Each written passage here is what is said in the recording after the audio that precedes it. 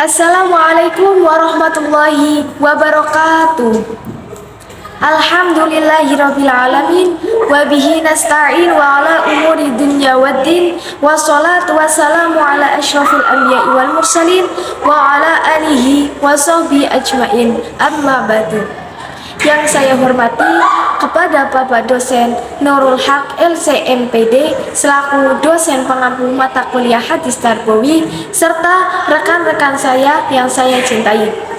Perkenalkan, saya Uli Manur Hasanah dengan NIM 2221062 akan menjelaskan materi Hadis Tarbawi yang bertemakan pendidik laksana orang tua terhadap anaknya yang mempunyai sifat penyabar dan kasih sayang. Rasulullah Shallallahu Alaihi Wasallam bersabda, An Abi Hurairah, qala Rasulullah Shallallahu Alaihi Wasallam, innama ana lakum bimanzilatil walidi u'allimukum fa'ida ata ahadukum ghaita fala yastadbirha wala yastatib biyamini wa kana ya'muru bi thalathati ahjari wa yanha an wa'fi warrama, yang artinya dari Abu Hurairah radhiyallahu berkata, Rasulullah Shallallahu Alaihi Wasallam bersabda, sesungguhnya aku terhadap kamu berkedudukan sebagai orang tua terhadap anak kandungnya. Aku akan mengajarimu. Jika salah seorang di antara kamu mendatangi buang air besar, janganlah menghadap kiblat dan jangan membelakanginya dan jangan bersuci dengan tangan kanan. Beliau perintah bersuci dengan 3 batu dan melarang dengan kotoran dan tulang. Hadis riwayat Abu Dawud dan dalam bab Toharoh.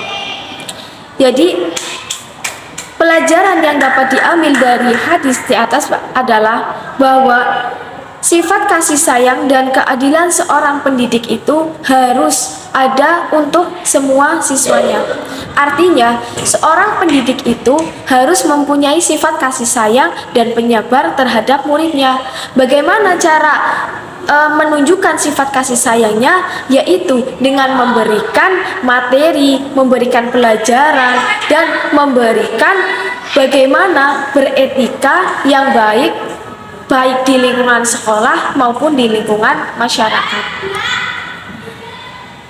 Seorang pendidik itu bagaikan orang tua kita sendiri, di mana orang tua kita itu tidak akan membedakan mana anak yang tersayang dan mana anak yang kurang disayang. Artinya, seorang pendidik itu harus memiliki rasa keadilan, tidak boleh membeda-bedakan antara siswa yang pintar, yang cerdas dengan siswa yang kurang cerdas. Apabila seorang pendidik melakukan hal tersebut, maka akan menyebabkan seorang siswa yang merasa dirinya itu tidak terlalu diperhatikan oleh seorang pendidik tersebut, malas belajar dan kurangnya semangat dalam belajar. Jadi seorang pendidik itu sangat berpengaruh penting dalam dalam proses pembelajaran murid. Karena apa? Karena dari beliaulah, dari seorang pendidiklah, kita sebagai seorang murid, sebagai seorang siswa mendapatkan ilmu pengetahuan. Yaitu seorang pendidik harus mengutamakan prinsip motivasi dan memudahkan. Seperti hadis Nabi Muhammad SAW, An Abi Musa qala kana Rasulullah sallallahu alaihi wasallam idza ba'atha ahadan min ashabihi fi ba'di amrihi qala basyiru wa la tunaffiru wa yassiru wa la tu'assiru, yang artinya adalah dari Abu Musa, dia berkata, apabila Rasulullah Shallallahu Alaihi Wasallam mengangkat seorang dari sahabatnya untuk melaksanakan perintahnya, beliau bersabda, berilah mereka kabar gembira dan jangan menakut-nakuti, mudahkanlah urusan mereka dan jangan kamu persulit. Maksud dari hadis di sini adalah seorang pendidik ketika memberikan materi atau mentransfer ilmunya kepada siswa atau muridnya, yaitu sebaiknya dalam keadaan gembira, senang, tidak menakut-nakuti, dan tidak membuat peserta didik tersebut merasa tertekan. Karena apabila seorang pendidik tersebut dalam penyampaian materinya itu menakut-nakuti seorang peserta didik, maka itu akan mempersulit seorang peserta didik itu menerima materi yang disampaikan dari seorang pendidik tersebut. Sehingga seorang pendidik itu ketika menyampaikan dalam keadaan tenang, dalam keadaan gembira, dan membuat nyaman seorang peserta didiknya, akan memudahkan peserta didik tersebut dalam memahami apa yang disampaikan dan materi apa yang disampaikan dari seorang pendidik tersebut. Dan yang kedua adalah bahwasanya seorang pendidik itu ketika memberikan materi atau mentransfer ilmunya, yaitu step by step, artinya mudahkanlah, jangan mempersulit seorang pendidik tersebut. Jadi kita itu harus memberikan materi pertama sesuai dengan jenjang pendidikannya dan sesuai kemampuan siswanya.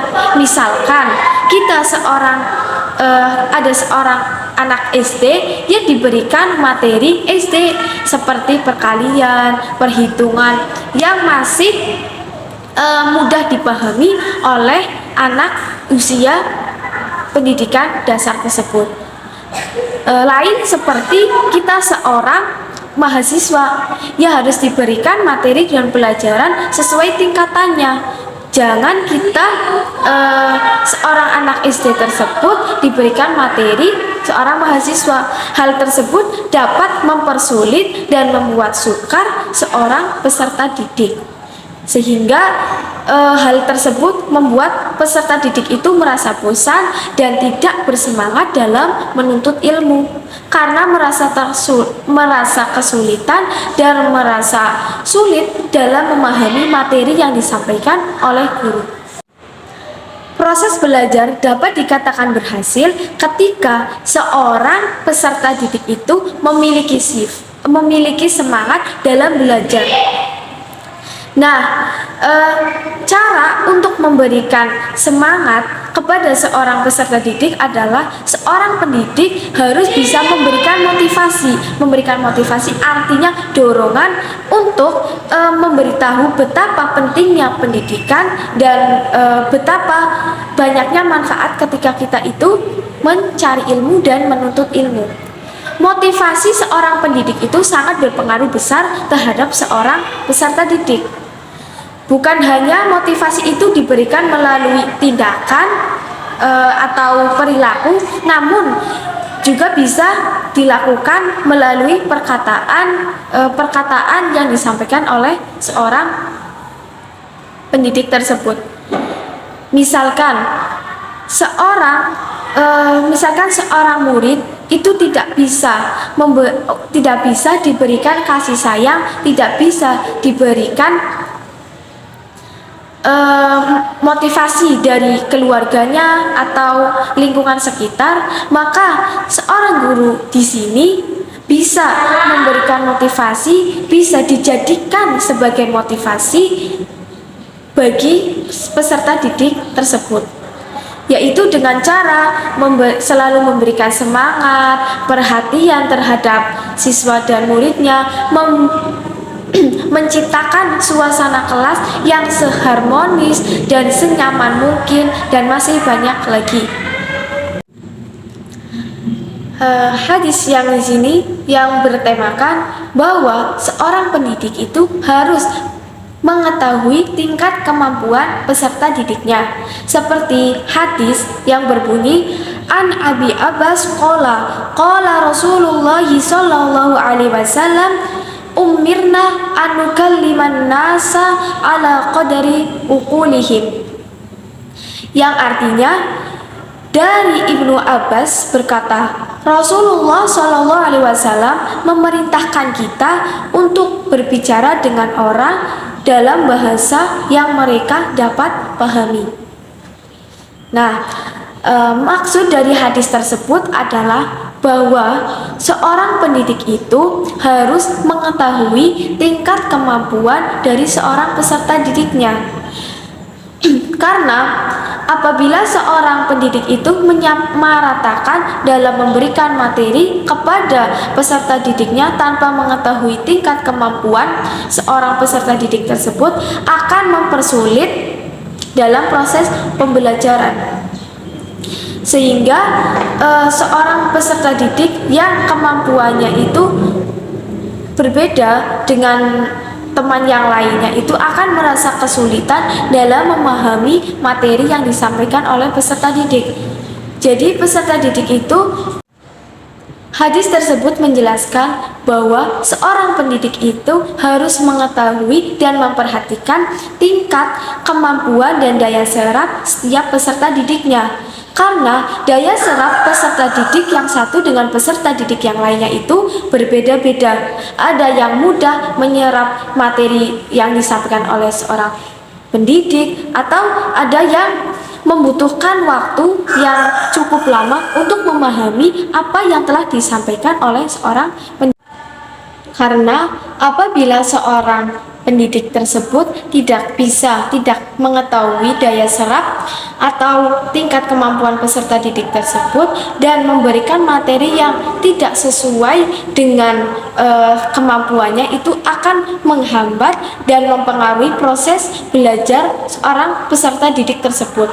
Karena seorang peserta didik itu merasa kesulitan dan sukar dalam menerima dan menyerap materi yang telah disampaikan. Kemudian seorang pendidik itu dalam menyampaikan materinya itu, dalam mentransfer ilmunya itu harus menggunakan bahasa yang mudah dipahami. Arti bahasa yang mudah dipahami di sini adalah kita menggunakan bahasa yang tegas, singkat, padat, dan jelas, namun mengena pada intinya. Jangan terlalu basa-basi dan bertele-tele yang membuat seorang peserta didik itu bukannya memahami, tapi malah menambah bingung dan tidak mengetahui inti atau topik dari materi yang telah disampaikan. Cukup sekian penjelasan dari saya. Kurang lebihnya mohon maaf yang sebesar-besarnya. Billahi taufiq wal hidayah. Wassalamualaikum warahmatullahi wabarakatuh.